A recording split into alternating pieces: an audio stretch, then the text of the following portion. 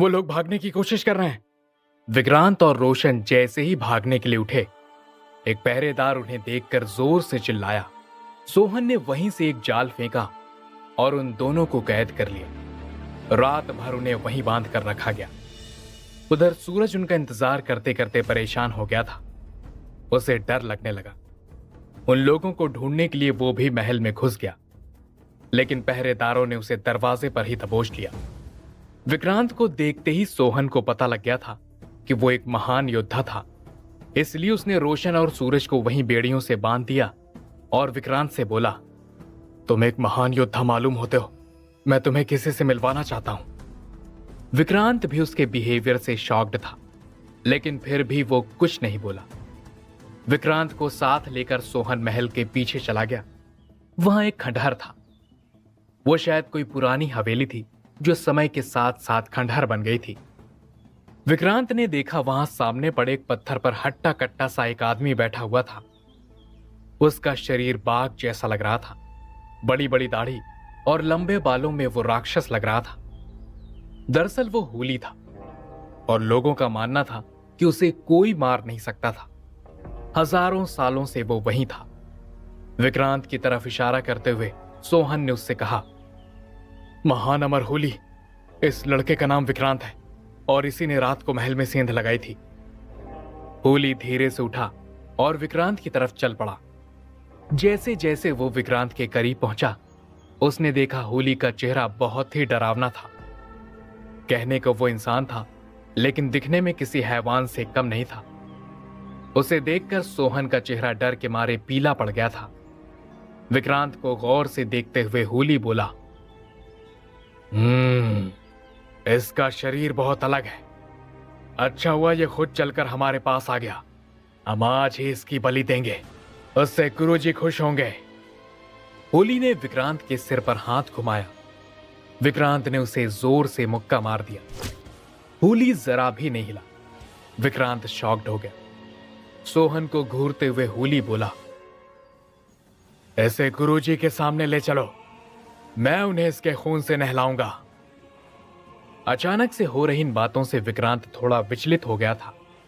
विक्रांत को समझ में आ गया था कि लड़कर वो होली से नहीं जीत सकता, इसलिए उसने दूसरा तरीका अपनाया।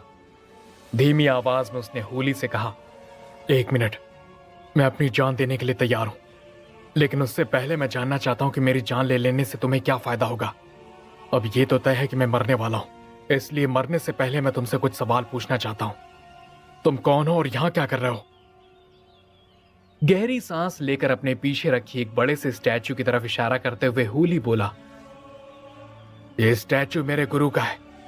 मैं हर रोज इन्हें जगाने के लिए एक आदमी की बलि देता हूं। हम लोग दानव हैं। हजारों साल पहले हमारा देवताओं से युद्ध हुआ।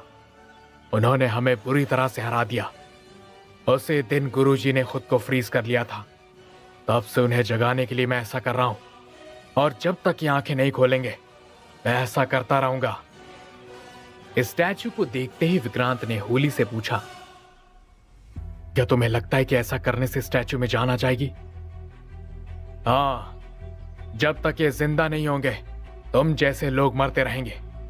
अब और सवाल नहीं, शांति से अपनी गर्दन गुरुजी के पैरों में रख दो, वरना मुझे जबरदस्ती करनी पड़ेगी।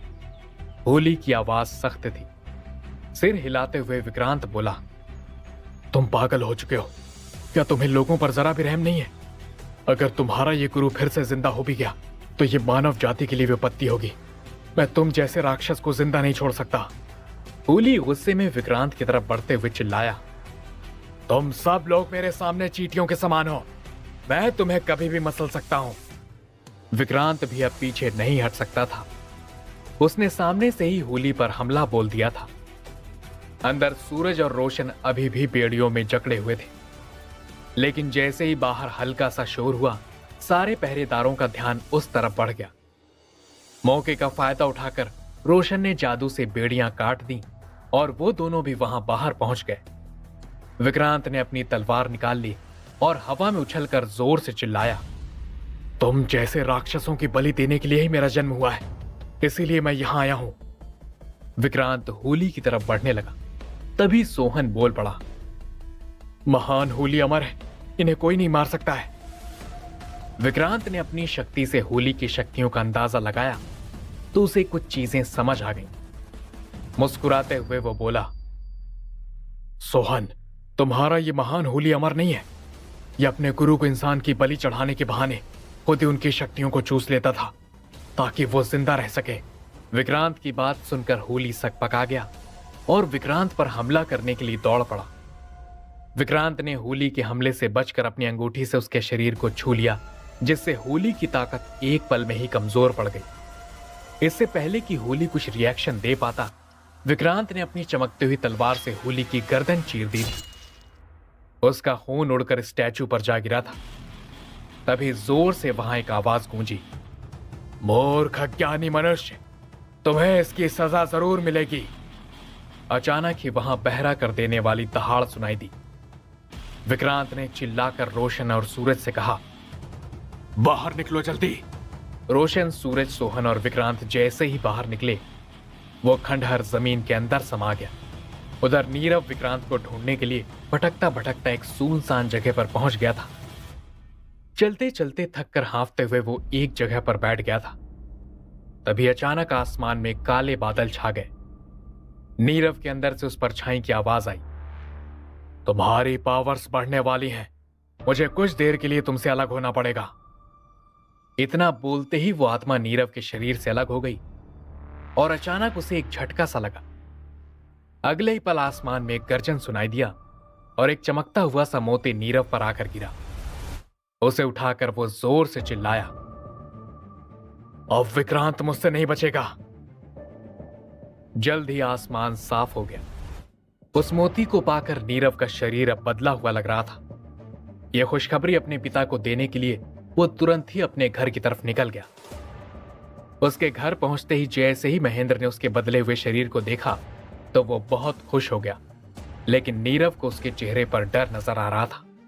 उसने धीमी आवाज में पूछा, क्या हुआ डैड, आप परेशान लग रहे हो? जब से विक्रांत ने मुझे किडनैप किया था, लोगों के मन से हमारा डर कम हो गया है। पिछले कुछ दिनों में मार्शल आर्ट अलायंस की जो भी मीटिंग्स हुई हैं, उनमें मुझे नहीं बुलाया गया। दबी हुई आवाज में महेंद्र बोला। उसकी बात सुनकर नीरव की आंखें गुस्से से लाल हो गईं। अपने पिता के कंधे पर हाथ रखते हुए वो बोला, डैड आप चिंता मत करो, विक्रांत को मारने के बाद मैं अभिलाष और दीपक समेत इन सब लोगों को ठिकाने लगा दूंगा। तभी वीर दौड़ता हुआ वहां पहुंच गया और उसने महेंद्र से कहा, सर, उस दीपक ने भरी सभा में आपके खिलाफ आग उगली है। उसने कहा कि आज से आप किसी भी बैठक का हिस्सा नहीं होंगे, कोई भी हमारी फैमिली का साथ नहीं देगा।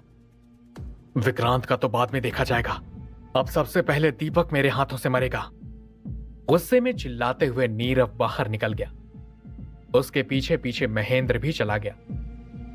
वो लोग सीधा दीपक के घर की तरफ पहुंच गए। दूसरी तरफ उस खंडहर के ढहने के बाद विक्रांत ने रोशन और सूरज को किसी तरह वहां से निकाला और सोहन को वहीं पर छोड़ दिया। विक्रांत ने अब वापस मुंबई पहुंचने का प्लान बना लिया था। उसने रोशन से कहा, मैं सिर्फ इस महल का रहस्य जानना चाहता था और अब मैं वापस मुंबई जाना चाहता हूं, आप भी मेरे साथ चलो। विक्रांत अब जल्द से जल्द अपनी मां और संध्या को बाहर निकालना चाहता था, लेकिन रोशन का अभी यहां से कहीं भी जाने का मन नहीं था। उसने धीमी आवाज में कहा, अगर तुम जाना चाहते हो तो जाओ, मैं कुछ दिन और यहां रुककर इस जगह के बारे में जानना चाहता हूं। विक्रांत ने उससे ज्यादा जिद नहीं की। सूरज को साथ लेकर वो तुरंत ही मुंबई की तरफ निकल गया। वहां पहुंचते ही सबसे पहले वो पारितोष के घर गया। सूर्या, बलवंत और देवा भी इस वक्त वहीं थे। विक्रांत को देखकर वो सब लोग बहुत खुश हो गए थे। विक्रांत भी उनसे मिलकर काफी सुकून महसूस कर रहा था, लेकिन वो उसके पीछे वहां जो भी हुआ उसके बारे में जानना चाहता था। विक्रांत ने देवा से पूछा, मेरे पीछे यहां क्या हुआ है? ये दीपक और महेंद्र अभी क्या प्लान बना रहे हैं? दीपक और महेंद्र में आपसी दुश्मनी हो गई है। मार्शल आर्ट अलायंस वाले मजबूत होते जा रहे हैं और महेंद्र कमजोर पड़ता जा रहा है, देवा ने जवाब दिया। कुछ सोचते हुए विक्रांत बोला, अगर ऐसी बात है तो फिर अपने मिशन की शुरुआत महेंद्र से ही करते हैं। सबसे पहले मां को बाहर निकालते हैं। उधर नीरव और महेंद्र दीपक को धमकाने के लिए उसके घर पहुंच चुके थे। अभी भी वहां एक मीटिंग चल रही थी। अलायंस के डायरेक्टर धीरज ने जब उन्हें रोकने की कोशिश की तो नीरव ने बिना कुछ सोचे एक झटके में उसकी गर्दन उड़ा दी। उसका इतना क्रूर रूप देखकर दीपक के पसीने छूट गए थे। उसे घूरते हुए नीरव बोला, अगर मुझे और मेरे परिवार को कमजोर समझने की कोशिश की तो तुम्हारा भी यही हाल करूंगा। अब बहुत हो गई तुम्हारी राजनीति। आज से मेरे पिता ही मार्शल आर्ट अलायंस के प्रेसिडेंट होंगे। कोई कुछ नहीं बोला। ऐसा लगा जैसे सभी को सांप सूंघ गया था। नीरव ने दीपक की कुर्सी की तरफ इशारा किया। दीपक झट से उठ खड़ा हुआ। महेंद्र जाकर कुर्सी पर बैठ गया और जोर जोर से हंसने लगा। नीरव ने दीपक से कहा, आज से तुम्हारी कुर्सी और तुम्हारी काल कोठरी पर चौहान परिवार का अधिकार होगा। अब जल्दी से मुझे काल कोठरी में लेकर चलो। मैं सभी कैदियों से मिलना चाहता हूं, खास तौर पर विक्रांत की गर्लफ्रेंड से। सिर हिलाते हुए दीपक बोला, नहीं, काल कोठरी में मेरे अलावा कोई नहीं जा सकता। उसका जवाब सुनते ही नीरव ने झट से आगे बढ़कर उसका गला पकड़ लिया और जोर से बोला, तुम्हारे पास ना कहने का ऑप्शन नहीं है। आज से जो भी मेरी बात नहीं सुनेगा उसका सामना सीधा मौत से होगा। दम घुटने की वजह से दीपक का चेहरा लाल हो गया था। सांस लेने की कोशिश करते हुए वो बोला, तुम्हें पता नहीं है मेरे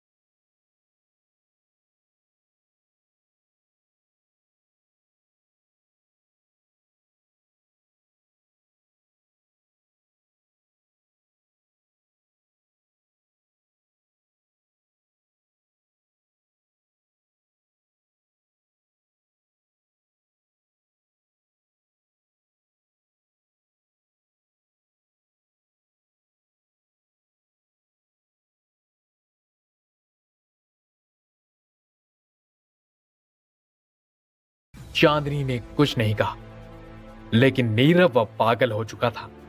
उसने फिर से कहा, ए लड़की, अब तो तुम्हें बीच में बोलने की सजा मिलेगी। उठो और कपड़े उतारो अपने, वरना इस बच्चे को मार डालूंगा और इसकी मौत की जिम्मेदार तुम होगी। इतना बोलकर उछलते हुए नीरव ने उस बच्चे का गला पकड़ लिया। वो बचाओ बचाओ चिल्लाने लगा। नीरव पागल हो चुका था। वो क्या कर रहा था उसको होश ही नहीं था। वहां सन्नाटा पसर गया था। सब लोग चांदनी की तरफ देख रहे थे। कोई भी मदद के लिए आगे नहीं आ रहा था। चांदनी भी डर गई थी। उसे घूरते हुए नीरव बोला, तुम कपड़े उतार रही हो या मार दूं इसे? तुम इंसान नहीं, जानवर हो जानवर। एक बच्चे और औरत पर जुल्म कर रहे हो। गुस्से में चांदनी बोली, कपड़े उतारो। अगर तुमने और देर की तो इस बच्चे के साथ साथ यहां मौजूद सब लोगों को मार डालूंगा। काली छाया निकलकर हवा में उड़ गई थी। नीरव को अपनी मौत नजर आ रही थी। बिल्कुल भी रहम ना करते हुए विक्रांत ने तलवार घुमा दी। अगले ही पल रिंग में नीरव की लाश पड़ी थी। उधर जैसे ही महेंद्र को नीरव की मौत के बारे में पता लगा, वो पागल हो गया। जोर जोर से वो चिल्लाने लगा, नहीं नहीं, ये सच नहीं है। मेरा बेटा नहीं मर सकता। वो अमर है, उसे कोई नहीं मार सकता। महेंद्र को सांत्वना देते हुए वीर धीरे से बोला, सर, ये सच्चाई हमें स्वीकार करनी होगी। नीरव अब इस दुनिया में नहीं है। विक्रांत ने उसे बड़ी ही बेरहमी से सैकड़ों लोगों के सामने मौत के घाट उतार दिया। अब सारा शहर जलेगा। सबको पता लगना चाहिए उस विक्रांत ने अजगर के मुंह में हाथ डाला है। चिल्लाते हुए महेंद्र काल कोठरी की तरफ दौड़ा। चाबुक उठाकर उसने हमेशा की तरह यशोदा को पीटना शुरू कर दिया। एक एक चाबुक पर वो जोर जोर से चिल्ला रहा था, तुम्हारे बेटे ने बहुत बड़ी गलती कर दी। उसने नीरव को मारा है। मैं तुम्हारी आंखों के सामने उसके टुकड़े टुकड़े करूंगा। जब तक उसके हाथ चलते रहे, उसने यशोदा पर कोड़े बरसाए। फिर बाहर निकलते हुए उसने वीर से कहा, मेरे चारों शैतानों को बाहर निकालो। वीर भी महेंद्र को देख के डर गया था, लेकिन उसकी बात मानने के अलावा कुछ कर भी नहीं सकता था। जल्द ही 4 खूंखार चेहरे वाले लोग बाहर आए। एक कागज उनकी तरफ बढ़ाते हुए महेंद्र बोला, ये लेटर ले जाकर हवेली वालों को दे दो। अब कोई नहीं बचेगा। चारों तरफ तबाही होगी, तबाही। हवेली का नाम सुनकर हकलाते हुए उनमें से एक ने कहा, सर वो हवेली वाले तो। सवाल जवाब मत करो। जितना कहा जाए सिर्फ उतना ही करो। ये लेटर तुम्हें किल्विश को देना है। उनको चेतावनी देते हुए उसने कहा। उन्होंने लेटर पकड़ा और गर्दन झुकाकर बाहर निकल गए। महेंद्र गुस्से में दांत पीसते हुए मन ही मन विक्रांत को मारने की प्लानिंग कर रहा था। तभी बाहर से लोगों के चीखने चिल्लाने की आवाजें आने लगी। महेंद्र ने बाहर झांक कर देखा। वो दंग रह गया। विक्रांत उसके लोगों को मारते हुए अंदर चला आ रहा था। उसको देखकर ऐसा लग रहा था जैसे पागल शेर शहर में घुस आया था। विक्रांत जोर से चिल्लाया, महेंद्र नाथ, मैं सिर्फ तुम्हारे बेटे के खून से शांत नहीं होने वाला। मैं तुम सबको राख कर दूंगा। जल्दी से मेरी मां को मेरे सामने ले आओ, वरना ऐसी मौत दूंगा कि तुम्हें अगला जन्म लेने से भी डर लगेगा। तुम्हारी मां को देखने के लिए तुम्हें भी दूसरा जन्म लेना होगा। इस जन्म में तो वो कभी बाहर नहीं आएगी। अंदर से महेंद्र चिल्लाया। उसकी आवाज सुनकर विक्रांत का गुस्सा और भी बढ़ गया। जोर से उसने कहा, तुम्हारे पास चॉइस नहीं है। मैं तुम्हें 5 मिनट दे रहा हूं। अगर 5 मिनट में मेरी मां बाहर नहीं आई तो तुम्हारे साथ घर के भी चिथड़े उड़ते नजर आएंगे। इतना बोलने के बाद विक्रांत के शरीर से रोशनी निकलकर महेंद्र के शरीर में प्रवेश कर गई। उसे असहनीय खुजली होने लगी। ऐसा लग रहा था जैसे चींटियां उसे काट रही थी। उछलता हुआ वो विक्रांत के सामने आ गिरा। कॉलर पकड़कर उसे ऊपर उठाते हुए विक्रांत बोला, कॉल कोठरी का दरवाजा खोलो जल्दी। महेंद्र ने कोई मंत्र पढ़ा और फिर अचानक से विक्रांत के पेट में मुक्का मार दिया। दर्द से चिल्लाते हुए विक्रांत नीचे गिर गया। महेंद्र उसकी गर्दन उड़ाने ही वाला था, तभी वीर वहां पहुंच गया। दौड़ते हुए उसने लात मारकर महेंद्र को नीचे गिरा दिया। शॉक्ड होते हुए महेंद्र चिल्लाया, गद्दार, तुमने मुझ पर हाथ उठाने की हिम्मत कैसे की? तुम लोगों ने मुझे बहुत परेशान किया है, पर अब और नहीं, मैं विक्रांत के साथ हूं। बोलते हुए हाथ आगे बढ़ाकर उसने विक्रांत को ऊपर उठाया।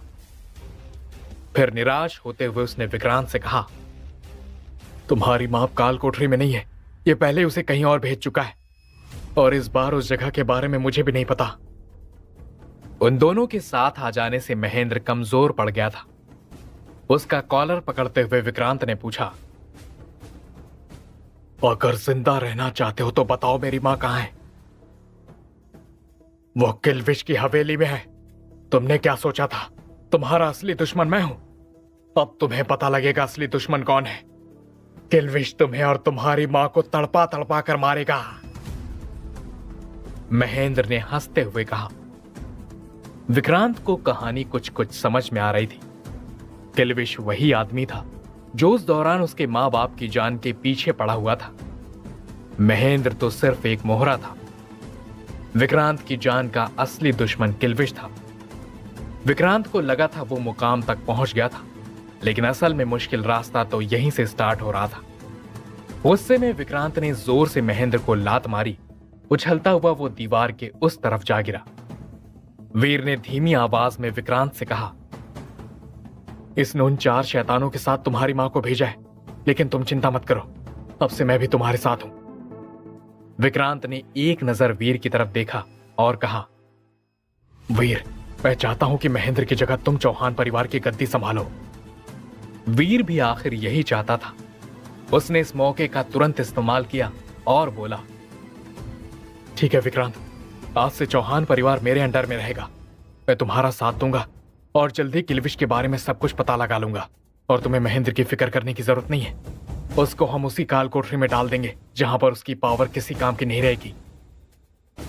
विक्रांत ने धीरे से सिर हिलाया। उसे तो अब कुछ भी समझ में नहीं आ रहा था। उधर वो 4 लोग काले कपड़ों में ढककर विक्रांत की मां को किल्विश की हवेली तक ले गए थे। हवेली बहुत ही बड़ी और खूबसूरत लग रही थी। कई सारे सिक्योरिटी वाले दरवाजों को क्रॉस करते हुए वो लोग अंदर तक पहुंच गए। सामने एक बड़ी सी कुर्सी पर एक हट्टा कट्टा सा एक आदमी बैठा था। वो इस हवेली का राजा किल्विश था। महेंद्र के आदमी ने लेटर उसकी तरफ बढ़ा दिया। लेटर पढ़ते ही उसने यशोदा के ऊपर से पर्दा हटाने को कहा, तुम सच में जिंदा हो? मुझे इसकी उम्मीद नहीं थी। और ये बेड़ियां? किल्विश शॉक्ड था। उन 4 लोगों की तरफ उसने हल्के से उंगली हिलाई और अगले ही पल वो 4 ऐसे गायब हो गए जैसे यहां कभी आए ही नहीं थे। फिर यशोदा की तरफ देखते हुए उसने कहा, मैंने कभी सपने में नहीं सोचा था किसी जन्म में हमारी फिर से मुलाकात होगी। तुम आज भी उतनी खूबसूरत लग रही हो जितनी 22 साल पहले थी। किल्विश यशोदा को देखकर खुश था, लेकिन यशोदा के चेहरे पर कोई भाव नहीं था। अपने पास खड़ी दासी से किल्विश ने कहा, मुलान, यशोदा को अंदर लेकर जाओ और इसकी अच्छे से सेवा करो। मैं इसे मुस्कुराते हुए देखना चाहता हूं। और हां, इसके बारे में उर्मिला को पता नहीं लगना चाहिए। किल्विश ने तलवार बढ़ाकर यशोदा की बेड़ियां काट दी थी। मुलान जैसे ही यशोदा को अंदर लेकर गई, रानी के भेष में सजी एक महिला वहां पहुंची। वो किल्विश की पत्नी उर्मिला थी। किल्विश को मुस्कुराते देख उसने पूछा, बहुत हंसी आ रही है आपको? ऐसा क्या मिल गया है आज? नहीं, वो मैं बस गुंजन के बारे में सोच रहा था। बात बदलते हुए किल्विश बोला। गुंजन उन दोनों की बेटी का नाम था। उधर नीरव की मौत और महेंद्र की पिटाई की खबर चारों तरफ फैल चुकी थी। मेहुल बहुत डरा हुआ था। उसके अंदर की परछाई ने पूछा, क्या तुम्हें डर लग रहा है? हाँ, क्योंकि मैं जानता हूं अपनी गर्लफ्रेंड को छुड़ाने के लिए वो अगला हमला हम लोगों पर ही करने वाला है। मेहुल ने धीमी आवाज में कहा। तभी वहां एक रोशनी चमकी और जोर से आवाज आई, विक्रांत का अगला टारगेट तुम हो। दीपक मर चुका है, इसलिए मार्शल आर्ट अलायंस की सारी जिम्मेदारी अब तुम्हारे कंधों पर है। मैं चाहता हूं तुम विक्रांत को बुलाकर उसके साथ किसी बात पर समझौता कर लो। और उसे भी अलायंस में शामिल कर लो। उसके बाद उसकी कमजोरियां पता लगाओ और मौका देखकर उसे मार दो। उसे सामने से चुनौती देकर तुम कभी नहीं मार पाओगे। घुटनों पर बैठते हुए मेहुल धीरे से बोला, लेकिन सर्वशक्तिमान, अगर हमने उसके सामने समझौते का ऑफर रखा तो वो सबसे पहले संध्या की रिहाई मांगेगा, और अगर हमने उसे छोड़ दिया तो विक्रांत को कंट्रोल करना मुश्किल हो जाएगा। अभी तो हम उसे ब्लैकमेल कर सकते हैं। जितना कहा जाए उतना करो। बोलते हुए आवाज धीरे धीरे मंद हो गई थी। किल्विश कौन था और उसका यशोदा से क्या रिश्ता है? क्या विक्रांत अब कभी अपनी मां तक पहुंच पाएगा? जानने के लिए सुनिए इस कहानी का अगला एपिसोड सिर्फ पॉकेट एफएम पर। मेहुल ने विक्रांत को बुलाने के लिए आदमी भेज दिया था। उधर विक्रांत इस वक्त किल्विश के बारे में पता करना चाहता था। उसे पता था कि हवेली के बारे में अगर कोई उसे कुछ बता सकता था तो वो धीरेंद्र ही था। उससे मिलने के लिए विक्रांत उसके घर पहुंच गया था। उसे देखकर चांदनी ने कहा, डैड तो अभी शहर में नहीं है, अगर कोई जरूरी बात है तो तुम मुझे बता सकते हो। नहीं, जब वो आएंगे तो मैं उनसे मिल लूंगा। कहते हुए विक्रांत वापस मुड़ गया। उसको जाते देख चांदनी ने कहा, विक्रांत, क्या तुम थोड़ी देर मेरे साथ बैठ सकते हो? मुझे तुमसे कुछ जरूरी बातें करनी है। बाकी लड़कियों की तरह चांदनी भी विक्रांत को पसंद करने लगी थी। वो उसके साथ समय बिताना चाहती थी, लेकिन विक्रांत इस वक्त कोई भी बात करने के मूड में नहीं था। उसे अपनी मां और संध्या की चिंता थी। बाहर निकलते हुए उसने कहा, अभी मेरे पास टाइम नहीं है, हम फिर कभी बात करेंगे। वहां से विक्रांत पारितोष के घर की तरफ निकल गया। अब तक सारे शहर में ये बात फैल चुकी थी कि विक्रांत ने चौहान परिवार को घुटनों पर ला दिया। इसलिए उसे देखने के लिए बहुत सारे लोग पारितोष के घर के बाहर जमा थे। उनमें बहुत सी लड़कियां भी थीं। विक्रांत के वहां पहुंचते ही वो जोर जोर से उसका नाम चिल्लाने लगी। पास के ही एक रेस्टोरेंट में येलो साड़ी पहने एक सुंदर सी लड़की कॉफी पी रही थी। उसके पास ही सनग्लासेस पहने उसका बॉडीगार्ड खड़ा था। ये लड़की किल्विश की बेटी गुंजन थी। वो पहली बार मुंबई घूमने आई थी। उसकी सिक्योरिटी के लिए उसका बॉडीगार्ड मंगल हमेशा उसके साथ रहता था। बाहर शोरगुल सुनकर गुंजन ने उससे पूछा, ये लड़कियां इतना चिल्ला क्यों रही हैं? क्या बाहर कोई हीरो आया है? हाँ, लेकिन वो फिल्मी नहीं, असली हीरो है, मंगल ने जवाब दिया। उसका जवाब सुनकर गुंजन भी विक्रांत को देखने के लिए एक्साइटेड हो गई। वो जैसे ही बाहर जाने लगी, उसे रोकते हुए मंगल ने कहा, आप भीड़ में मत जाइए, वहां खतरा हो सकता है। तुम हो ना मेरी रक्षा करने के लिए। कहते हुए गुंजन रेस्टोरेंट से बाहर निकल गई। विक्रांत बहुत सारे लोगों से घिरा हुआ था। उसे अंदर ले जाने के लिए भीड़ को चीरते हुए पारितोष उसके पास पहुंचा। माथे से पसीना पोंछते हुए वो बोला, ये लोग सुबह से यहां तुम्हारा इंतजार कर रहे हैं। समझ में नहीं आ रहा इन्हें यहां से कैसे निकालें। इन्हें छोड़िए, आप अंदर चलिए, मुझे आप लोगों से संध्या की रिहाई को लेकर कुछ बातें करनी है। कहते हुए विक्रांत भीड़ में से निकलता हुआ घर के अंदर चला गया। लोग बाहर उसका नाम चिल्लाते रहे। गुंजन उसकी हल्की सी झलक ही देख पाई थी। अंदर पहुंचकर विक्रांत ने सब लोगों को जमा किया। वो अब समय बर्बाद नहीं करना चाहता था। विजय ने उससे कहा, अब दीपक मर चुका है, मार्शल आर्ट अलायंस वाले डरे हुए हैं। हमारे पास उन्हें खत्म कर संध्या को बाहर निकालने का मौका है। नहीं, अगर हमने उन पर हमला किया तो वो संध्या को नुकसान पहुंचा सकते हैं। सिर हिलाते हुए विक्रांत बोला। तभी कुछ गार्ड्स एक आदमी को पकड़कर अंदर पहुंचे और पारितोष से कहा, सर, ये आदमी मार्शल आर्ट अलायंस से है। ये हमारे घर में घुसने की कोशिश कर रहा था। सर, मैं घर में घुस नहीं रहा था, मुझे मेहुल सर ने विक्रांत को बुलाने के लिए भेजा है। वो विक्रांत के साथ मुलाकात करना चाहते हैं, उस आदमी ने कांपते हुए कहा। उसकी तरफ शक की नजरों से देखते हुए विक्रांत ने पूछा, उसने मुझे क्यों बुलाया है? सर, मुझे कुछ नहीं पता, मुझे सिर्फ आप तक ये संदेश पहुंचाने के लिए कहा गया था, उस आदमी ने कहा। विक्रांत ने उसे जाने देने का इशारा किया। गार्ड्स ने जैसे ही उसे छोड़ा, दौड़ता हुआ वो बाहर भाग गया। उसके जाने के बाद पारितोष बोला, ये मेहुल अब क्या प्लान बना रहा है? कहीं तुम्हें वहां बुलाकर वो तुम पर अटैक करने के बारे में तो नहीं सोच रहा? गहरी सांस लेकर विक्रांत बोला, वो क्या सोच रहा है ये तो उससे मिलने के बाद ही पता लगेगा। मैं जा रहा हूं उससे मिलने। विक्रांत, ध्यान से, वो बहुत ही षड्यंत्रकारी लड़का है, सूर्या ने कहा। हल्के से मुस्कुराते हुए विक्रांत बोला, आप चिंता मत कीजिए, मेरे सामने उसका कोई षड्यंत्र नहीं चलेगा। विक्रांत का वहां जाना जरूरी था, क्योंकि वो जानता था कि अगर वो नहीं गया तो मेहुल संध्या को नुकसान पहुंचा सकता था। विक्रांत उससे मिलने के लिए निकल चुका था। उधर मेहुल बेसब्री से उसका इंतजार कर रहा था। उसके हाथ में चमकता हुआ छल्ला था जिसमें काली शक्तियां समाई हुई थी। गुस्से में मेहुल इधर से उधर चक्कर काट रहा था। उसे परेशान देखकर उसके अंदर की आत्मा ने कहा, तुम्हें अपने गुस्से पर काबू करना होगा। कैसे भी विक्रांत को अपने झांसे में लेना होगा। अगर तुमने गुस्सा किया तो बात बिगड़ जाएगी। मैं पूरी कोशिश करूंगा, मेहुल ने जवाब दिया। तभी विक्रांत वहां पहुंच गया। उसे देखकर मुस्कुराने की कोशिश करते हुए मेहुल बोला, आओ मेरे दोस्त, मैं तुम्हारा ही इंतजार कर रहा था। तुम बैठो, मैं तुम्हारे लिए वाइन लेकर आता हूं। उसे घूरते हुए विक्रांत बोला, चिकनी चुपड़ी बातें बनाने की जरूरत नहीं है। जल्दी बताओ तुमने मुझे क्यों बुलाया है। मेरे पास फालतू समय नहीं है। गहरी सांस लेते हुए मेहुल बोला, तुमने वो पुरानी कहावत तो सुनी होगी, अगर दुश्मन खत्म ना हो तो दुश्मनी खत्म कर देनी चाहिए। मैंने तुम्हें दुश्मनी खत्म कर दोस्ती करने के लिए ही बुलाया है। बहुत हो गई लड़ाई, अब मैं थक गया हूं, इसलिए मैं तुम्हारी तरफ दोस्ती का हाथ बढ़ा रहा हूं। विक्रांत शॉक्ड था। मेहुल की बातों के पीछे उसे कोई साजिश नजर आ रही थी। उससे सच उगलवाने और गुस्सा दिलाने के लिए विक्रांत ने कहा, मैंने तुम्हारे खानदान को खत्म कर दिया, तुम्हारे पिता को मार डाला और तुम्हें रास्ते पर ला खड़ा किया। इन सब का बदला लेने के बजाय तुम मुझसे दोस्ती करना चाहते हो। तुम्हारी हड्डियों में पानी भर गया क्या? विक्रांत की बात सुनकर मेहुल गुस्से से भर गया था।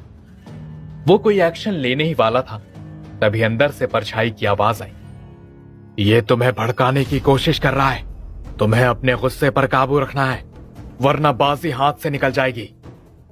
अपने गुस्से को दबाकर मुस्कुराने की कोशिश करते हुए मेहुल बोला, जो बीत गया सो बीत गया, अब उसे बदला नहीं जा सकता, इसलिए उसे भूलकर हम आज से नई शुरुआत करेंगे। अब तक हम दुश्मनी के लिए जाने जाते थे, आज से दोस्ती के लिए जाने जाएंगे। विक्रांत को मेहुल के बदले हुए तेवर हजम नहीं हो रहे थे, इसलिए वो उसे आजमाना चाहता था। कुछ सोचते हुए उसने कहा, ठीक है हम दोस्ती करेंगे, लेकिन मैं कैसे मान लूं कि तुम सच में दोस्ती करना चाहते हो? इसके पीछे तुम्हारी कोई चाल नहीं है। तुम कैसे मानोगे? बताओ, तुम्हें यकीन दिलाने के लिए मैं क्या करूं? मेहुल ने कहा। विक्रांत ने बिना वक्त गवाए झट से कहा, संध्या को छोड़ दो। अगर तुम सच में प्रूफ करना चाहते हो कि तुम मेरे दोस्त हो तो संध्या को मेरे सामने ले आओ। सिर हिलाते हुए मेहुल बोला, नहीं, ये मेरे हाथ में नहीं है। संध्या मार्शल आर्ट अलायंस के कब्जे में है। उसे छोड़ने का फैसला मैं अकेले नहीं कर सकता। तुम मुझसे वो चीज मांग सकते हो जो मेरे पास हो, मेरे हाथ में हो। विक्रांत ने एक पल कुछ सोचा और फिर उसके हाथ में पकड़े छल्ले की तरफ इशारा करते हुए कहा, मुझे ये छल्ला बहुत पसंद आया, क्या तुम मुझे ये दे सकते हो? नहीं नहीं, ये भी मेरा नहीं है, ये मैं नहीं दे सकता। छल्ले को छुपाते हुए मेहुल बोला। उसकी बात सुनकर जोर से हंसते हुए विक्रांत बोला, संध्या को तुम छोड़ नहीं सकते, ये मामूली सा छल्ला भी तुम नहीं दे सकते, और तुम कह रहे हो कि तुम्हें मुझसे दोस्ती करनी है। यह साफ दिख रहा है कि इसके पीछे तुम्हारी कोई गहरी साजिश है। मेहुल को समझ में नहीं आया कि क्या जवाब दे।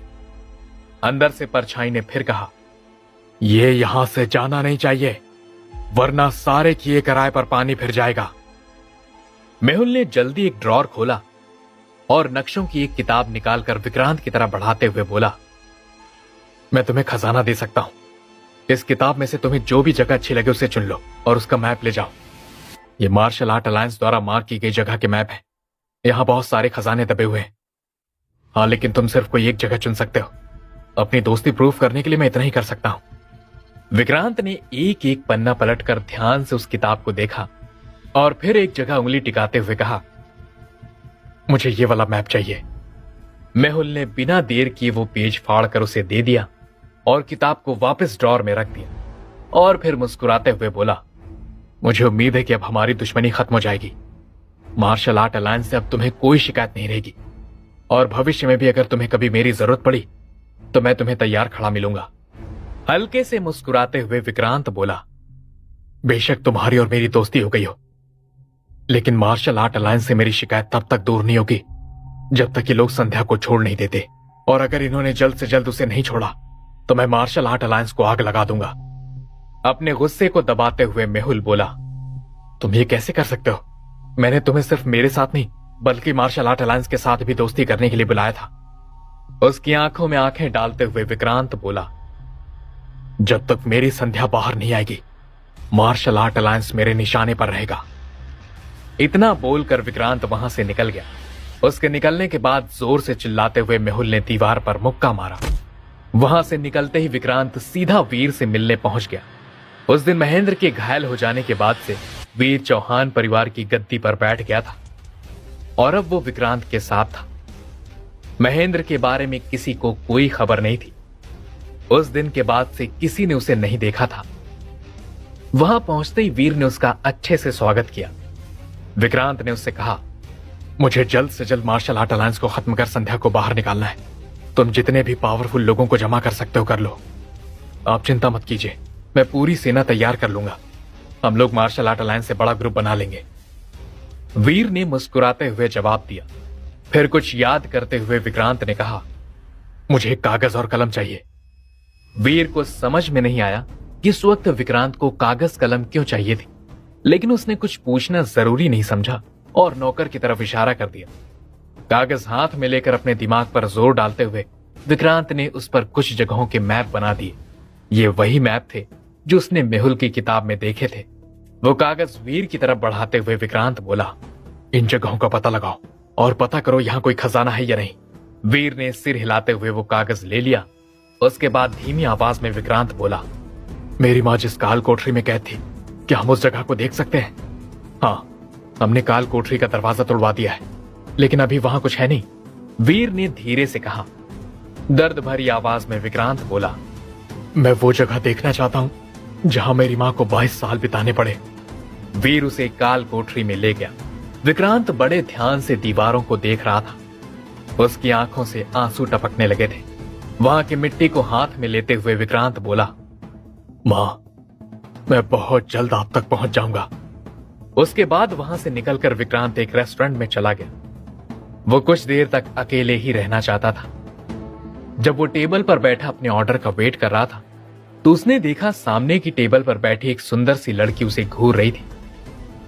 उसकी एनर्जी से विक्रांत को महसूस हो गया था कि वो कोई साधारण लड़की नहीं थी बल्कि एक योद्धा थी। उसके सामने की टेबल पर और कोई नहीं बल्कि गुंजन ही बैठी थी।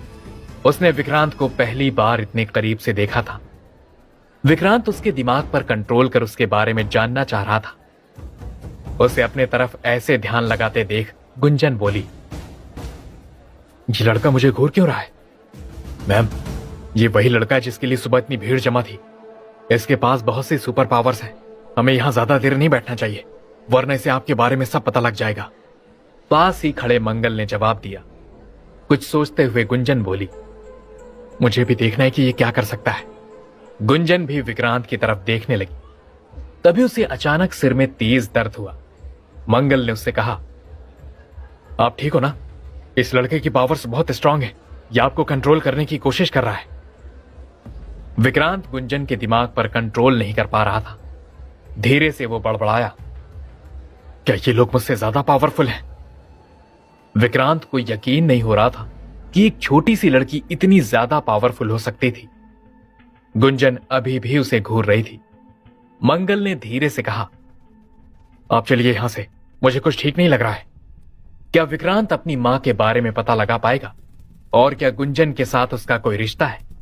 जानने के लिए सुनिए इस कहानी का अगला एपिसोड सिर्फ पॉकेट एफएम पर। गुंजन जल्दी से उठकर मंगल के साथ बाहर निकल गई।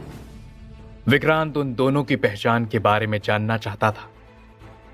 विक्रांत ने उनका पीछा करना शुरू कर दिया। उसको अपने पीछे आते देख गुंजन ने पलटकर जोर से कहा, तुम मेरा पीछा क्यों कर रहे हो? क्या चाहिए तुम्हें? हल्के से मुस्कुराते हुए विक्रांत बोला, मुझे गलत मत समझिए, मैं बस ये जानना चाहता हूं कि आप कौन हैं।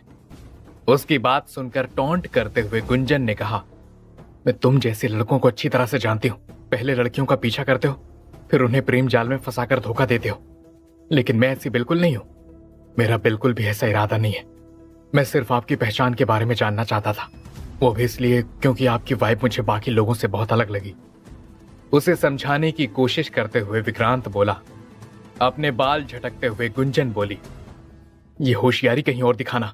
अब अगर तुमने मेरा पीछा किया तो थप्पड़ पड़ेगा तुम्हें। विक्रांत हल्के से मुस्कुराया और वापस रेस्टोरेंट की तरफ मुड़ गया। गुंजन भी आगे बढ़ गई।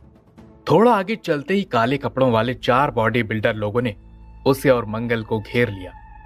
शॉक्ड होते हुए गुंजन ने उनसे पूछा, कौन हो तुम लोग? उनमें से एक ने आगे बढ़कर गुंजन को थप्पड़ जड़ दिया। थप्पड़ के साथ ही उसके मुंह से खून की पिचकारी सी निकल गई। दर्द से वो चिल्ला उठी। उसकी आवाज सुनकर विक्रांत वापस मुड़ा और दौड़ते हुए गुंजन के पास आकर उसने पूछा, आप ठीक हो ना? कौन है ये लोग? गुंजन ने गुस्से से विक्रांत की तरफ देखा। उसे लगा वो विक्रांत के आदमी थे। विक्रांत को देखकर काले कपड़ों वाला एक आदमी जोर से बोला, बच्चे, तुम्हारा यहां कोई काम नहीं है, चुपचाप निकल जाओ यहां से। तुम लोग हो कौन? विक्रांत ने जोर से पूछा।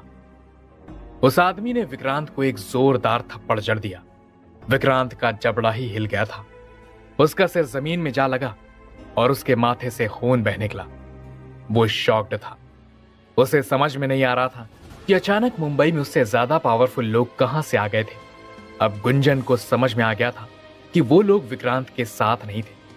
आगे बढ़कर उसने विक्रांत को संभाला और उससे कहा, तुम चले जाओ यहां से। मेरे लिए तुम्हें अपनी जान जोखिम में डालने की जरूरत नहीं है। विक्रांत को भी पता लग गया था कि सामने वाली पार्टी उससे ज्यादा मजबूत थी, इसलिए उसने वहां से निकलना ही बेहतर समझा। लेकिन वो गुंजन को वहां अकेला नहीं छोड़ना चाहता था। झट से उसने मेहुल की रिंग निकाली और गुंजन का हाथ पकड़कर रिंग में फूंक मार दी। अगले ही पल वो दोनों वहां से गायब हो गए। काले कपड़ों वाले आदमी ने शॉक्ड होते हुए अपने साथियों से कहा, इस लड़के के पास मैजिकल रिंग है, पता करो इस लड़के का बैकग्राउंड क्या है, कौन है ये? फिर उसकी नजर मंगल पर पड़ी। विक्रांत और गुंजन तो भाग निकले थे, लेकिन मंगल वहीं रह गया था। उन लोगों ने मंगल को पीटना शुरू कर दिया था। वो उसकी जान लेने ही वाले थे, लेकिन तभी उन्हें बहुत सारे लोगों के दौड़ते कदमों की आवाज सुनी। उनमें से एक ने कहा, शायद कोई हमारी तरफ ही आ रहा है, छोड़ो इसे और निकलो यहां से। मंगल को अधमरी हालत में छोड़कर वो लोग वहां से भाग निकले। मंगल भी रेंगता हुआ सड़क के दूसरी तरफ चला गया था। वो नहीं चाहता था कि कोई उसे पहचाने। कई लोगों के साथ दौड़ता हुआ महेश उस जगह पर पहुंचा। वहां बिखरे खून और वहां की वाइफ को देखकर महेश की भौहें तन गई थी। उधर विक्रांत और गुंजन चौहान विला में पहुंच गए थे। विक्रांत के माथे से खून टपकता देख शॉक्ड होते हुए वीर ने उससे पूछा, विक्रांत क्या हुआ तुम्हें? मेरे लिए रूम रेडी करो और मैं जो दवाई बता रहा हूं वो पारितोष से मंगवा लो। कहते हुए विक्रांत अंदर चला गया। धीमी आवाज में गुंजन ने उससे पूछा, ये कौन सी जगह है? ये मेरा घर है, तुम जब तक चाहो यहां रेस्ट कर सकती हो। विक्रांत ने जवाब दिया। उधर दूसरी तरफ अभिलाष अपने ऑफिस में बैठा किसी का इंतजार कर रहा था। तभी दौड़ता हुआ महेश वहां पहुंचा और उसने कहा, सर आपका शक सही था, वहां कोई बड़ा झगड़ा चल रहा था, लेकिन हमारे वहां पहुंचने से पहले वो लोग निकल गए थे और वहां की वाइफ से मुझे महसूस हुआ कि वो लोग। महेश बोलते बोलते चुप हो गया। सिर हिलाते हुए अभिलाष ने कहा, तुम सही सोच रहे हो, वो लोग सीक्रेट पैलेस से ही आए हैं। तो ये लोग बाहर कैसे आ गए और मुंबई में हंगामा क्यों मचा रहे हैं? महेश ने शॉक्ड होते हुए पूछा। गहरी सांस लेते हुए अभिलाष ने कहा, लगता है शहर में कोई बड़ी उथल पुथल होने वाली है। उधर रात भर गुंजन यही सोचती रही कि वो लोग कौन थे और उन्होंने उस पर हमला क्यों किया था और विक्रांत उसकी मदद क्यों कर रहा था। गुंजन के मन में बहुत सारे सवाल उठ रहे थे। अगली सुबह विक्रांत उसके रूम में पहुंचा और उससे पूछा, अब ठीक हो ना तुम? सिर हिलाते हुए गुंजन बोली, मैं ठीक हूं, लेकिन तुम मेरी इतनी मदद क्यों कर रहे हो? क्या इरादा है तुम्हारा? हल्के से मुस्कुराते हुए विक्रांत बोला, मेरा कोई इरादा नहीं है, मैं बस तुम्हारे बारे में जानना चाहता था। मैं थैंक्स। गुंजन कुछ बोलना चाहती थी, लेकिन फिर उसने थैंक्स बोलकर बात खत्म कर दी। मुस्कुराते हुए विक्रांत बाहर चला गया। उधर मंगल किल्विश की हवेली में पहुंच चुका था और उसने किल्विश को सारी कहानी बता दी थी। अपनी बेटी के लापता होने की खबर सुनकर किल्विश गुस्से से आग बबूला हो उठा था। जोर से वो चिल्लाया, पूरी पृथ्वी पर मेरे खिलाफ जाने वाला कोई नहीं है। आखिर मेरी बेटी पर हमला करने की हिम्मत किसने की? बॉस, जहां तक मुझे पता है वो लोग सीक्रेट पैलेस से थे। मंगल ने धीमी आवाज में जवाब दिया। आंखें सिकोड़ते हुए किल्विश धीरे से बड़बड़ाया, वो लोग मेरी बेटी को निशाना क्यों बना रहे हैं? फिर रोते हुए उर्मिला ने मंगल से पूछा, सुमेर कहाँ है? मैंने उसे तुम लोगों पर नजर रखने के लिए तुम्हारे पीछे भेजा था। उर्मिला गुंजन से बहुत प्यार करती थी, इसलिए उसकी सिक्योरिटी के लिए वो मंगल को तो उसके साथ भेजती थी, उसके साथ साथ गुप्त रूप से उनके पीछे जासूस भी लगा देती थी। मंगल को यह बात पता ही नहीं थी। शॉक्ड होते हुए उसने कहा, मुझे सुमेर के बारे में कुछ भी नहीं पता। मैंने तो उसे बहुत दिनों से देखा भी नहीं है। मुझे नहीं पता था वो हमारा पीछा कर रहा है। मंगल की तरफ हाथ हिलाते हुए किल्विश ने कहा, तुम जाओ और आराम करो। गुंजन के गायब होने के बारे में किसी को पता नहीं लगना चाहिए। उसके जाने के बाद उर्मिला ने रोते हुए किल्विश से कहा, आप ऐसे चुपचाप बैठे मत रहो। मुझे जल्द से जल्द मेरी बेटी मेरी आंखों के सामने चाहिए। कुछ भी करो मगर मेरी बेटी को लेकर आओ। किल्विश ने अलार्म बजाकर किसी को बुलाया और उससे कहा, जितने लोगों को भेजना है मुंबई भेज दो। मुझे मेरी बेटी जल्द से जल्द यहां चाहिए। किल्विश की हवेली से दर्जनों लोग मुंबई की तरफ रवाना हो गए थे। उधर गुंजन भी अब वापस घर जाना चाहती थी। उसने विक्रांत से कहा, मुझे अब अपने घर जाना होगा। मेरे माता पिता मेरी राह देख रहे होंगे। कुछ सोचते हुए विक्रांत बोला, क्या तुम्हें छोड़ने के लिए मैं तुम्हारे साथ चल सकता हूं? विक्रांत जानना चाहता था कि गुंजन कौन थी और उसके माता पिता कौन थे, इसलिए उसने उसे छोड़ने के बहाने उसके साथ जाने के बारे में सोचा। लेकिन गुंजन ये बात समझ गई थी और उसे यह भी अच्छी तरह से पता था कि उसके घर में बाहरी लोगों की एंट्री नहीं थी। हल्के से मुस्कुराते हुए गुंजन ने जवाब दिया, मुझे पता है तुम मेरे बारे में जानने के लिए बहुत उत्सुक हो, लेकिन अभी मैं तुम्हें सिर्फ अपना नाम बता सकती हूं और मेरा नाम गुंजन है। अगर किस्मत में हुआ तो हम फिर मिलेंगे और तुम्हें बाकी की जानकारी भी मिल जाएगी। मुझे लगता है हम जरूर मिलेंगे। हल्के से मुस्कुराते हुए विक्रांत बोला। फिर गुंजन ने अपने गले से लॉकेट उतारा और विक्रांत की तरफ बढ़ाते हुए बोली, बचपन से लेकर आज तक इस लॉकेट ने मेरी रक्षा की है। आज से ये तुम्हारी रक्षा करेगा। विक्रांत ने लॉकेट लेकर अपने गले में पहन लिया और धीरे से बोला, तो मैं तुम्हें बाहर तो छोड़ने आ सकता हूं या नहीं? चलो। हंसते हुए गुंजन ने कहा। विक्रांत को यह तो पता लग गया था कि गुंजन मुंबई से नहीं थी। उसे एयरपोर्ट छोड़ने के लिए विक्रांत उसके साथ चल पड़ा, लेकिन वो घर से थोड़े ही दूर गए थे कि उनकी गाड़ी खराब हो गई। विक्रांत शर्मिंदा हो गया। मुस्कुराते हुए गुंजन ने उससे कहा, कोई बात नहीं, हम ऑटो से चल लेंगे। ऑटो पकड़ने के लिए जैसे ही वो लोग गाड़ी से बाहर निकले, कुछ लोगों ने उन्हें घेर लिया और एक ही पल में विक्रांत को अदृश्य बेड़ियों से जकड़ लिया। वो हिल भी नहीं पा रहा था। उन लोगों की तरफ देखते हुए गुंजन जोर से चिल्लाई, क्या कर रहे हो तुम लोग? छोड़ो इसे, मेरा दोस्त है ये लोग किल्विश द्वारा गुंजन को ढूंढने के लिए भेजे गए थे। उन लोगों ने एक झटके में बेड़ियां तोड़ दी और नजरें झुकाते हुए गुंजन से कहा, प्रिंसेस आप हमारे साथ चलिए, सब लोग बहुत परेशान हो रहे हैं। गुंजन ने मुस्कुराकर विक्रांत की तरफ देखा और फिर उन लोगों का हाथ पकड़कर पलक झपकते ही विक्रांत की आंखों से ओझल हो गई। विक्रांत शॉक्ड था। कल से उसे जो भी लोग मिल रहे थे, उनके सामने वो बिल्कुल बच्चा लग रहा था। गुंजन की पहचान को लेकर अब वो और भी उत्सुक हो गया था। वो जल्दी से वापस चौहान विला में चला गया और उसने वीर से कहा, मैं कुछ वक्त शांति से मेडिटेशन करना चाहता हूं। ध्यान रखना कोई भी मुझे डिस्टर्ब ना करे। वीर ने सिर हिलाया। विक्रांत एक रूम में चला गया और कई दिनों तक वो बिना खाए पिए लगातार ध्यान में डूबा रहा। उसकी दाढ़ी भी बढ़ने लगी थी। वीर को उसकी चिंता भी हो रही थी, लेकिन विक्रांत ने डिस्टर्ब करने से मना किया था, इसलिए उसने दरवाजा खोलने की हिम्मत नहीं की। फिर एक दिन वीर ने दरवाजा खटखटाया। विक्रांत ने धीरे से आंखें खोली। उसकी आंखों से सुनहरी रोशनी चमक रही थी। दरवाजे के बाहर सरसराने की आवाज सुनकर विक्रांत ने धीमी आवाज में पूछा, कौन है वहां? विक्रांत, तुमसे कोई मिलने आया है। वो अपने आप को तुम्हारा दोस्त बता रहा है और उसका नाम रोशन है। बाहर से वीर ने कहा।